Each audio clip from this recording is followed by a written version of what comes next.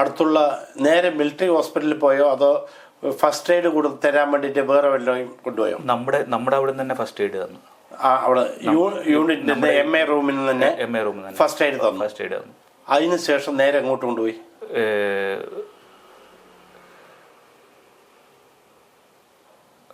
ഹോസ്പിറ്റലിന്റെ പേരെനിക്ക് പേര് ഓർമ്മ വരുന്നില്ല. അത്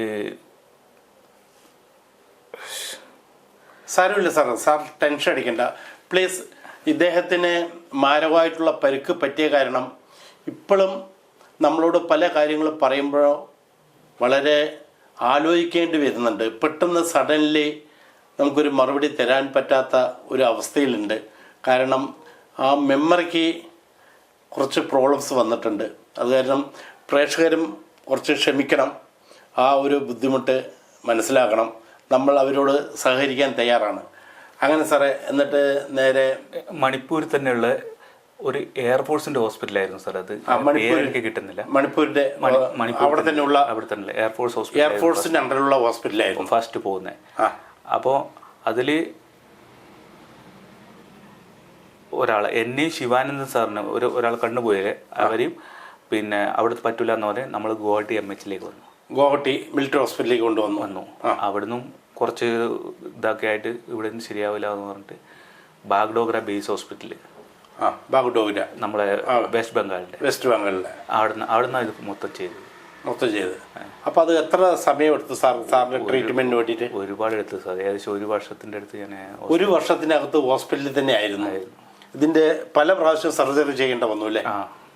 അതിൻ്റെ ഉള്ളിൽ ഇപ്പോൾ കൃത്രിമ റോഡൊക്കെയാണ് വെച്ചിരിക്കുന്നത്. റോഡ് വെച്ചില്ല സാർ. റോഡ് വെച്ചിട്ടില്ല. ഇല്ല.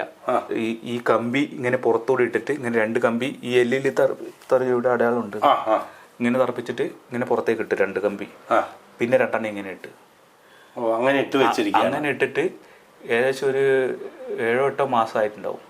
അതങ്ങനെ തന്നെ. പിന്നെ ഇത് മെല്ലെ കുറച്ച് ഉണങ്ങിയില്ല ഇതാവുമ്പോൾ ഇത് അഴിച്ചിട്ട് അല്ല എന്നെ സിക്ക് ലീവ് കിട്ടുമായിരുന്നു. ഇത് കമ്പി ഇട്ടിട്ട് തന്നെ. ഞാൻ വീട്ടിൽ അറിഞ്ഞ പ്രശ്നമാവുമല്ലോ. അത് എന്തായാലും വീട്ടിൽ അറിയിച്ചിട്ടുണ്ടായിരുന്നില്ലേ? ഞാൻ അറിയിച്ചു. എന്നോട് MNS മലയാളി ഉണ്ടായിരുന്നു അവിടെ, മിലിറ്ററി നഴ്സ് മലയാളി. അവര് പറഞ്ഞു, എടാ വീട്ടിലേക്ക് ടെലഗ്രാം പോവും, ഒന്ന് വിളിച്ചിട്ട് എന്തെങ്കിലും ഒന്ന് പറഞ്ഞു. എനിക്കിപ്പം വർത്തമാനം പറയുന്നതിന് പ്രശ്നമൊന്നുമില്ലല്ലോ. അങ്ങനെ പറഞ്ഞുകൊണ്ട് ഞാൻ അവിടുന്ന്, അതായത് എന്തായാലും നിങ്ങളുടെ ഈ ഇഞ്ചുറി ഒഫീഷ്യലായിട്ടുള്ള മെസ്സേജ് ആർമി വീട്ടിൽ കൊടുക്കും. അവര് കൂടുതൽ പരിഭ്രാന്തരാവുന്നതിനേക്കാൾ നല്ലത് സംസാരിക്കാൻ പ്രോബ്ലം ഇല്ലാത്ത കാരണം എനിക്ക് കാര്യമായിട്ടൊരു പ്രോബ്ലം ഒന്നും ഇല്ല എന്നുള്ളത് വീട്ടിൽ നേരിൽ വിളിച്ചൊന്ന് പറയാൻ വേണ്ടിയിട്ട് ഈ MNS നിങ്ങളോട് പറഞ്ഞു. അതല്ലേ ഉദ്ദേശിക്കുന്നത്? അതന്നെ സാർ. അതുകൊണ്ട് ഞാൻ ഇങ്ങനെ വീണിട്ട് കൈ പൊളിഞ്ഞിട്ടുണ്ട് എന്ന് പറഞ്ഞിട്ട് വീട്ടിലേക്ക് വിളിച്ചു പറഞ്ഞു. വീണിട്ട് കൈ പൊളിഞ്ഞിട്ടുണ്ട് എന്ന് ഞാൻ വിളിച്ചു പറഞ്ഞു. അതെന്താ നിങ്ങൾ ഇങ്ങനെ ഒരു അറ്റാക്ക് വന്ന സംഭവം, ഒരു ഫയറിങ്ങും സെല്ലിയും കൊണ്ടത്, അത് എന്തുകൊണ്ട് അത് ഒളിച്ചു വെക്കാൻ കാരണം? വീട്ടിൽ നിന്ന് പേടിക്കേണ്ടെന്ന് വെച്ചിട്ടില്ല സാർ. അവര് ഭയപ്പെടണ്ട എന്ന് പറഞ്ഞിട്ട്. അതുകൊണ്ട് ഞാൻ ഇതിങ്ങനെ പറഞ്ഞുകൊണ്ട് ഇങ്ങനെ അവര് ഇത് ലെറ്റർ വന്നിട്ടുണ്ടെന്ന് എന്നെ വിളിച്ച് പറയുകയും ചെയ്തു. അന്നേരം ഞാൻ പറഞ്ഞു അത് തന്നെയാണ്. ഇത് വായിക്കാൻ ആരടുത്തും കൊണ്ടുപോകണോ? ഇംഗ്ലീഷ് വായിക്കാൻ ആരും ഇല്ല ആ സമയത്ത്. കൊണ്ടുപോകണമെന്ന് ചോദിച്ചു. ഞാൻ പറഞ്ഞു വേണ്ട, അതാടെ വെച്ച ഞാൻ പറഞ്ഞു തന്നെയാണ്. അപ്പൊ ഈ ടെലിഗ്രാമോ ഈ മെസ്സേജോ വീട്ടിൽ കിട്ടിയ അതേ സമയത്തിന് നിങ്ങൾ വിളിക്കുകയും ചെയ്തു? അതിന് മുന്നേ തന്നെ വിളിച്ചു. അതിന്റെ മുന്നേ വിളിച്ചു. ഇത് മെസ്സേജ് കിട്ടുന്നതിന് മുന്നേ. അതിനെക്കൊണ്ട് ഒരു പ്രോബ്ലം ഇല്ലാണ്ട് അവര് വിചാരിച്ചത് വീണിട്ട് കൈ പൊളിഞ്ഞെന്നല്ലേ ഇത് അങ്ങനെ കരുതിയിരിക്കുകയാണ്. അങ്ങനെ കരുതി. എന്നിട്ട് ഈ ലീവിന് വരുന്നത് ഈ ഇൻസിഡന്റ് കഴിഞ്ഞിട്ട് എത്ര മാസത്തിന് ശേഷമാണ്? 6-7 മാസമായിട്ടുണ്ടാവും സാർ. 6-7 മാസമായി കാണും. അപ്പോഴേക്കും ഏകദേശം കൈക്ക് ഉണങ്ങിയോ? അപ്പം ഇത് ചെറുതായിട്ട് ബാക്കി ഉണ്ടായിരുന്നു ഉണങ്ങാൻ. ഏകദേശം ഇതായിരുന്നു. കാലിന്റെ അവസ്ഥയൊക്കെ എന്തായിരുന്നു? അപ്പോൾ കാലിന് വലിയ ഇതൊന്നുമില്ല സാർ. നടക്കുമ്പോ ഒരു വേദനയാണ് 2 മുട്ടും. മുട്ടിനാ കൂടുതൽ, ഈ 2 മുട്ടിനും. അപ്പൊ പല ഭാഗത്താണ് ഇതിന്റെ സെല്ലിങ് വന്നതല്ലേ? ബോഡി ഹാമർ ഉള്ള കാരണം അടി മൊത്തം ഇടിയൊന്നും ഇവിടെ മാത്രം സംഭവം. ഇവിടെ സേഫ് ആയിരുന്നു. പല്ല് പോയിട്ടുണ്ട് സാർ. പല്ല് പോയോ? അപ്പൊ കവിളിലൂടെ ഇവിടെ കയറിയിട്ടുണ്ട്. എത്ര പല്ല് പോയി? 2 പല്ല്. മേലത്തെ താഴത്തെ? മേലത്തെ. അതുകൂടെ മുഖത്ത് ഇത്രയും ഹെൽമെറ്റ് ഉണ്ടായിരുന്നു? ഹെൽമെറ്റ് അല്ല, മറ്റേ പടുക്ക. ഓ, അതായത് ഇരുമ്പിന്റെ റൗണ്ട്. അതായിരുന്നു. അപ്പൊ അത് കാരണം ഹെഡ് ഇഞ്ചുറി വന്നില്ല? ഇല്ല. അപ്പോൾ ഈ മെമ്മറിക്ക് പ്രശ്നം വന്നത് ഇതിൻ്റെയൊക്കെ ഭാഗമായിട്ടാണോ? ഇല്ല, മെമ്മറിക്ക് പ്രശ്നം വന്നത് ഇപ്പോഴും ഈ ആക്സിഡന്റിന് ശേഷമാണ് അത് മെമ്മറി പ്രശ്നം. തലക്ക് നല്ലൊരു അടിയായിരുന്നു.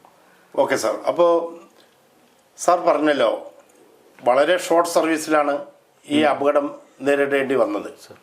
ആ സമയത്ത് 21 വയസ്സ് പ്രായമുള്ളൂ. അവധിക്ക് നാട്ടിൽ വന്നു. നാട്ടിൽ വന്നിട്ട് ഈ കാര്യങ്ങളൊക്കെ അച്ഛനോട് ഷെയർ ചെയ്തോ? പറഞ്ഞു. അവർ പിന്നെ കാണാൻ തന്നെ ഉണ്ടല്ലോ, 2 കമ്പി ഇങ്ങനെ ഇട്ടിട്ട് ഇങ്ങനെ 2 കമ്പിയോട് കൂടിയാ വന്നത്? കമ്പിയോട് കൂടിയാ വന്നത് സാർ. ഒറ്റയ്ക്ക് അവധിക്ക് വന്ന് അത് കൂടെ ആയിരിക്കും സപ്പോർട്ടിന് വിട്ടോ? ഒറ്റയ്ക്കാ വന്നു സാർ. ഒറ്റയ്ക്ക് തന്നെ വന്നു. ഇതോട് കൂടിയിട്ട് വീട്ടിൽ വന്നു. ഈ അവസ്ഥ കണ്ടു. ആ സന്ദർഭം ഓർക്കാൻ പറ്റുണ്ടോ വീട്ടിൽ വന്നതിന്റെ? ഇവിടെ വന്നപ്പോൾ ഉള്ള സത്യം പറഞ്ഞോ, അത് എങ്ങനെയാ സംഭവിച്ചെന്നുള്ളത്? പറഞ്ഞു സാർ. പറഞ്ഞോ? ഞാൻ പിന്നെ ഫുള്ള് എല്ലാവരും കണ്ടിട്ട് എല്ലാവരും ഇതാവണ്ട വെച്ചാൽ ഞാനൊരു ഷോള് ഫുൾ മൂടിയിട്ടാണ് വന്നത്. ഷോള് മൂടിയിട്ട് വന്നോ? ഇത് പിന്നെ എല്ലാവരും കണ്ട ഇത് ഓപ്പൺ ആയിരുന്നു. കൈക്ക് കെട്ടൊന്നും ഉണ്ടായിട്ടില്ല. കൈ കെട്ടൊന്നുമില്ല. ഈ കമ്പി മാത്രം പുറത്തിങ്ങനെ കിടക്കുന്നുണ്ട്. കമ്പി മാത്രമേ ഉണ്ടായിട്ടുള്ളൂ. ചൂടുകാലത്തെ വന്നു? തണുത്ത സമയത്ത് ഇങ്ങോട്ട് വന്നു? വലിയ ചൂടുകാലത്തല്ല എനിക്ക്. അല്ല, എങ്കിലും നമ്മുടെ കേരളത്തിലെല്ലാം അവധിക്ക് വരുമ്പോൾ ഒരു ഷാള് പൊതിച്ച് വരേണ്ട ഒരു ആവശ്യമൊന്നും ഉണ്ടാവില്ല. അപ്പൊ ഈ ഷാളൊക്കെ ഇത് കാണുന്നോണ്ട് ഞാൻ കൈ ഇങ്ങനെ പിടിച്ചിട്ട് ഒന്ന് പൊതിച്ചിട്ടാ വന്നത്. ഒന്ന് പൊതിച്ചിട്ട് വന്നു. ബാക്കി എല്ലാരും ട്രെയിനിനും എല്ലാരും കണ്ട് ഇതാവണ്ടെന്ന് വെച്ചിട്ട്. ഓ, നാട്ടിൽ വന്ന ശേഷം അതിന്റെ ആവശ്യം വന്നില്ല അല്ലേ? പിന്നെ എല്ലാരും അറിഞ്ഞില്ലേ. പിന്നെ വീട്ടിൽ നിന്ന് അധികം പുറത്തൊന്നും പോയിട്ടില്ല. ഇറങ്ങാനൊന്നും പോയിട്ടില്ല. അങ്ങനെ സിക്ക് ലീവ് കഴിഞ്ഞു. 8 വീക്ക് ഉണ്ടായിരുന്നു. 8 വീക്ക്. അതിനിടയിൽ ഇവിടെ ട്രീറ്റ്മെന്റ് ഒന്നും ശ്രമിച്ചില്ലല്ലോ? ഇല്ല. അവിടെ നല്ല ട്രീറ്റ്മെന്റ് ആയിരുന്നു സാർ. അവിടെ നല്ല ട്രീറ്റ്മെന്റ് ഒന്നും എനിക്ക് യാതൊരു ഭയങ്കര ഇതായിരുന്നു അവിടെ. തിരിച്ച് യൂണിറ്റിൽ ചെന്നു. യൂണിറ്റിലാണോ പോയത് അതോ ഹോസ്പിറ്റലിലേക്ക് തന്നെയാണ് പോയത്? ഹോസ്പിറ്റലിൽ പോയി. അവിടെ പോയിട്ട് വീണ്ടും അഡ്മിറ്റ് ആയോ? വീണ്ടും അഡ്മിറ്റ് ആയി സാർ. എത്ര കാലം പിന്നെ ഇരുന്നു? പിന്നെ ഒരു 3-4 മാസം ഇരുന്നിട്ടുണ്ടാവും സാർ. പിന്നെ ഒരു 4 മാസക്കാലം ഹോസ്പിറ്റലിൽ തന്നെ ട്രീറ്റ്മെന്റ് ഭാഗമായിട്ട് തുടർന്നു പോയി. അപ്പോഴും യൂണിറ്റ് ആസാമിൽ തന്നെയാണോ? 27 മദ്രാസ് റെജിമെന്റ് മണിപ്പൂർ സാർ. മണിപ്പൂരിലേക്ക് നമ്മൾ മൂവ്മെന്റ് ചെയ്യുന്നതായിരുന്നു. ഭൂട്ടാന്റെ കൂടെ ഓപ്പറേഷൻ ചെയ്യാൻ വേണ്ടി. ഈ ഭൂട്ടാൻ ഒരു ഏരിയ മൊത്തം ഇവർ പിടിച്ചെടുത്തിരുന്നു ആ സമയത്ത്. അതിനുവേണ്ടി നമ്മൾ ഇവര് വണ്ടിയൊന്നും വിടുന്നില്ല അതിലൂടെ. ഈ ഭൂട്ടാന്റെ നമ്മളെ ഇന്ത്യയിലെ കൂടെ വണ്ടി എടുത്തിട്ട് ആൾക്കാരെ ഒരു സ്ഥലത്ത് എത്തിക്കണമെങ്കിൽ ഇങ്ങനെ എത്തിച്ചുകൊണ്ടിരുന്ന നമ്മൾ. അപ്പോൾ അതിന്റെ പ്രൊട്ടക്ഷനും അതിനു വേണ്ടിയിട്ടാണ് നിങ്ങൾ അവിടെ വരുന്നത് പോയത്. അപ്പൊ നിങ്ങൾ അവിടെ ആ ലൊക്കേഷൻ എത്തുന്ന മുന്നേ നിങ്ങൾക്ക് ഇങ്ങനെയുള്ളൊരു അപകടം വന്നല്ലോ. പിന്നെ വീണ്ടും 3-4 മാസം നിങ്ങൾ സിക്ക് ലീവ് കഴിഞ്ഞ് പോയി ഹോസ്പിറ്റലിൽ തുടർന്ന് പിന്നെ നിങ്ങൾ യൂണിറ്റിലോട്ട് പോയി അല്ലേ? യൂണിറ്റിൽ പോയി. എന്നിട്ട് പിന്നീടുള്ള കാര്യങ്ങൾ? യൂണിറ്റ് പോയി CO സാബ് എന്നോട് പറഞ്ഞ് MRCയിലോട്ട് പോസ്റ്റിംഗ് പോകാൻ പറഞ്ഞു. ഞാൻ പറഞ്ഞു സാർ വേണ്ട, ഞാൻ പോകുന്നില്ല, ഞാൻ യൂണിറ്റിൻ്റെ കൂടെ ഇരിക്കും. MRC സെൻട്രലോട്ട് നിങ്ങൾക്ക് ഇങ്ങനെ ഈ ഒരു അവസ്ഥയിൽ ജോലി തുടർന്ന് പോകാൻ ബുദ്ധിമുട്ടാണ്. അങ്ങനെ ആ ഒരു ഏരിയയിൽ വരണ്ട, നീ MRC സെൻട്രലിൽ പൊയ്ക്കോളൂ. അവിടെ പോകുമ്പോൾ സമാധാന ക്യാമ്പിൽ തന്നെ കഴിഞ്ഞു കൂട്ടാം. ഞാൻ പോയില്ല. പോയില്ല? ഇല്ല, ഞാൻ പറഞ്ഞു സാർ ഞാൻ എഴുതിയിരുന്നോളൂ, എനിക്ക് പ്രശ്നമൊന്നുമില്ല. യൂണിറ്റിൽ തന്നെ നിൽക്കാൻ പറഞ്ഞോ? യൂണിറ്റിൽ തന്നെ ഇരുന്നു. അപ്പോഴെനിക്ക് CSD എന്നെ പോസ്റ്റ് ചെയ്തു. CSD ക്യാൻറ്റീനിലേക്ക് പോസ്റ്റ് ചെയ്തു. ക്യാൻറ്റീനിലേക്ക്. അപ്പോൾ കമ്പിയൊക്കെ റിലീസ് ചെയ്ത് കഴിഞ്ഞല്ലേ? റിലീസ് ചെയ്ത് കഴിഞ്ഞ് അതിൽ ഈ മെഡിക്കൽ ബോർഡിൽ doctor not fit for PT, BPT, rifle duty എഴുതിയിട്ടുണ്ടായിരുന്നു. അതുകൊണ്ട് എനിക്കൊരു ഡ്യൂട്ടി ഇല്ല, ഒന്നുമില്ല, ഇടയില്ല. പിന്നെ ഫിസിക്കലി ആയിട്ടുള്ള ഒരു വർക്കും ചെയ്യണ്ട എന്നുള്ളത് ഡോക്ടർ ഒഫീഷ്യലായിട്ട് എഴുതി തന്നിട്ടുണ്ട്. അത് കാരണം കൂടുതൽ ബുദ്ധിമുട്ടുകൾ വന്നില്ല. അഡ്മിനിസ്ട്രേഷൻ വർക്കുകൾ മാത്രം, ക്യാൻറ്റീൻ, അങ്ങനെ ചെറിയ ഞാൻ ഇടിപ്പിക്കുക മടിയാന്ന്. ബാക്കി എല്ലാവരും ഡ്യൂട്ടിക്ക് പോകുമ്പോൾ എനിക്ക് ഡ്യൂട്ടി ഇല്ലാണ്ടിരിക്കുമ്പോൾ ഞാൻ പറഞ്ഞിട്ട് ഇടിപ്പിക്കുമായിരുന്നു ഇടയ്ക്കൊക്കെ. അതെയോ? പിന്നെ എനിക്കൊരു നമ്മളൊരു ഡ്യൂട്ടി ചെയ്യുന്നില്ല എന്ന് കാണുമ്പോൾ ബാക്കിയില്ല. എനിക്ക് ഓൺലി ഓഫീസ് ഞാൻ അത് ക്യാൻറ്റീനിലേതാണെന്ന് കഴിഞ്ഞ് പിന്നെ ഓഫീസിൽ പാർട്ട് ഓർഡർ എൻട്രി ചെയ്യാൻ വേണ്ടി 958 പാർട്ട് ഓർഡർ എൻട്രി ചെയ്യാൻ വേണ്ടി എന്നെ പെർമനന്റ് ഇട്ടത് അവിടെ തന്നെ ഇട്ടു. പിന്നെ നൈറ്റിൽ ഡ്യൂട്ടി ഇല്ല എന്ന് കാണുമ്പോൾ ബാക്കിയുള്ളവർ എന്ത് വിചാരിക്കുന്നുള്ളതിന് കൂടെ എനിക്ക് ഭയങ്കര ഫീലിംഗ് ആയിരുന്നു ആ സമയത്ത്. എന്താ പണിയെടുക്കാനൊക്കെ ഒരു ഇത് മടിയുമില്ല. ഞാൻ അതുകൊണ്ട് പറഞ്ഞിട്ട് ഇടിപ്പിക്കുമായിരുന്നു ഡ്യൂട്ടി. അത് ശരി. പിന്നെ റിട്ടയർമെന്റ് സമയം വരെ അതേ യൂണിറ്റിൽ തന്നെയാണോ സർവീസ് ചെയ്തത്? 27 മദ്രാസ്. പിന്നെ മാരേജ് എപ്പോഴാണ് നടക്കുന്നത് സാറിന്റെ? Marriage 2007 sir. 2007. അപ്പോൾ ഏകദേശം വയസ്സ് എത്രയായി? 27 വയസ്സ്. 27 വയസ്സായി. പെണ്ണ് കാണാൻ പോയപ്പോഴേ ഈ സംഭവങ്ങളൊക്കെ പറഞ്ഞു എല്ലാം പറഞ്ഞിട്ടുണ്ട്. പറഞ്ഞു കാണിച്ചു കൊടുത്തോ കയ്യൊക്കെ? കാണിച്ചു കൊടുത്തു. ഇതുമല്ല, ഇതിനേക്കാൾ കുറച്ച് കൂടുതലുണ്ടായിരുന്നു ആ സമയത്ത്. അതൊക്കെ പറഞ്ഞു കൊടുത്തിട്ടു. അവർ വൈഫിൻ്റെ അച്ഛൻ്റെ അനിയൻ പട്ടാളക്കാരനായിരുന്നു, AMCയിലായിരുന്നു. ഓക്കെ. അയാൾ റിട്ടയർഡ് അന്ന് ആ സമയത്ത് റിട്ടയർഡാ.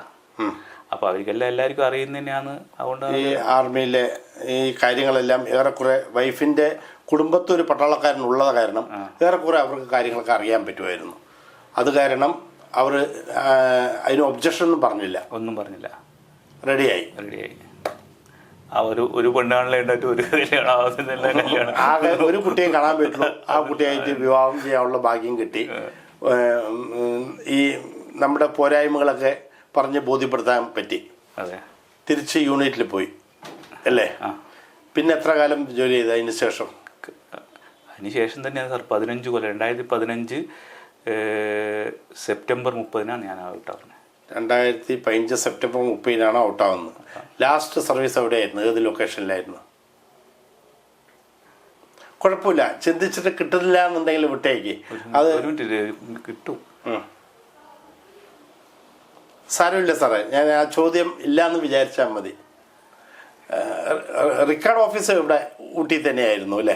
വെല്ലിംഗ്ടൺ അവിടെ തന്നെ വന്നിട്ടാണ് അവിടെ പിന്നെയും പോകാൻ പറഞ്ഞു.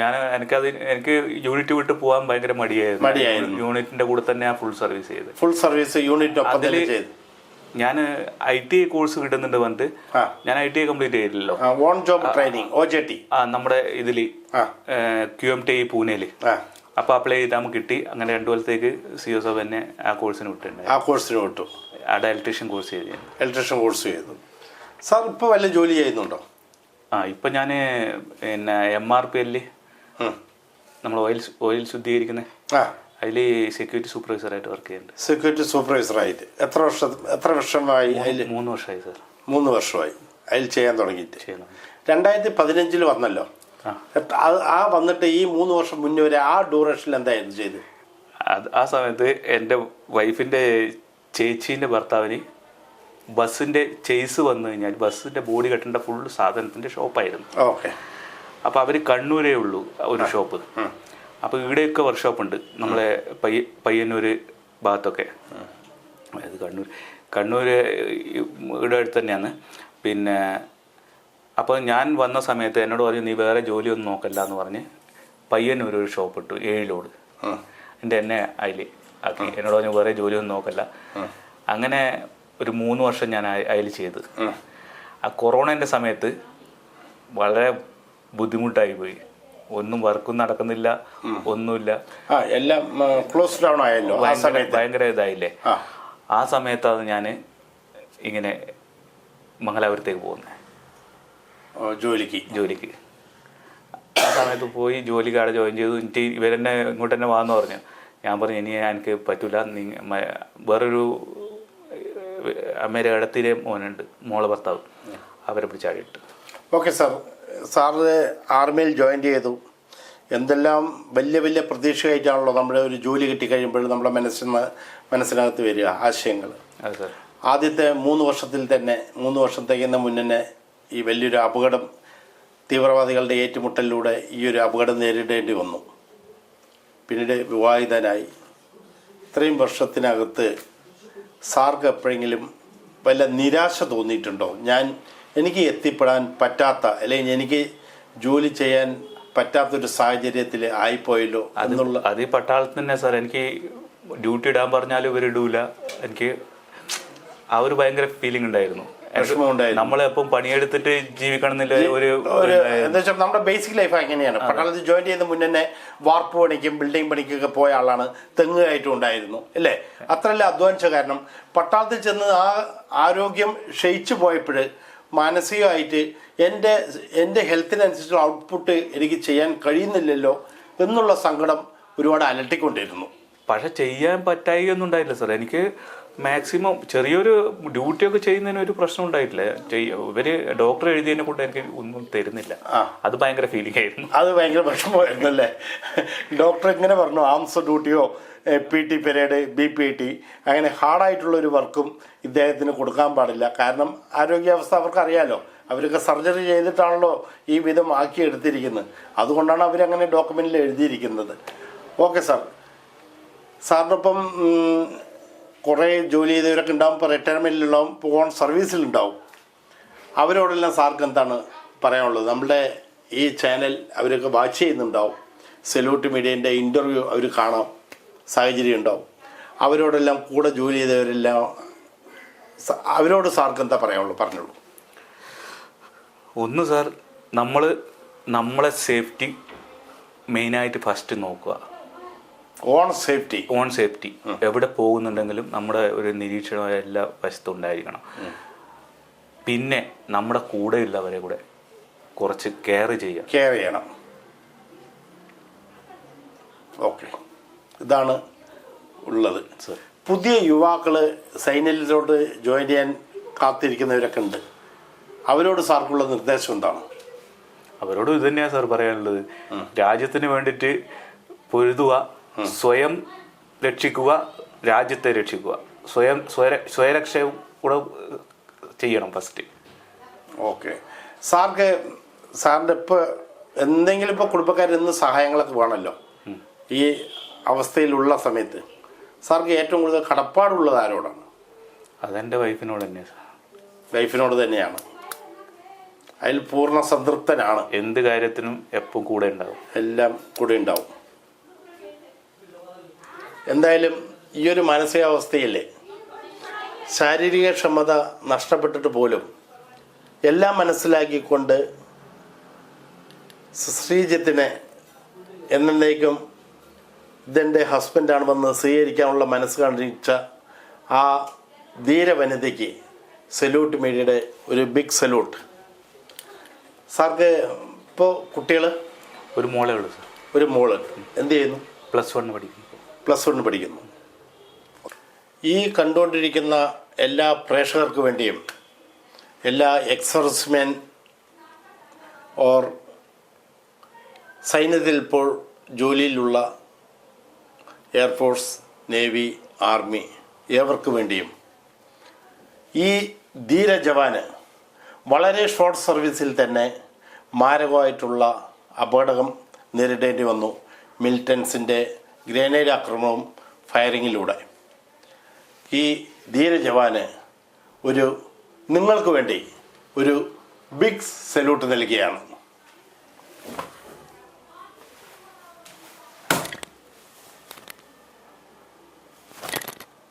സല്യൂട്ട് മീഡിയയുടെ ചെറിയൊരു ഉപകാരം. Thank you sir. അടുത്ത് എയർപോർട്ടിൽ ഇറക്കി. അന്നേരം തന്നെ അവിടെ ആംബുലൻസ് റെഡി ആയിരുന്നു. അവിടുന്ന് നേരെ ഹോസ്പിറ്റലിലേക്ക് കൊണ്ടുപോയി. അന്ന് ഹോസ്പിറ്റലിലേക്ക് കൊണ്ടുപോകുമ്പോൾ തന്നെ പിന്നെ അവർ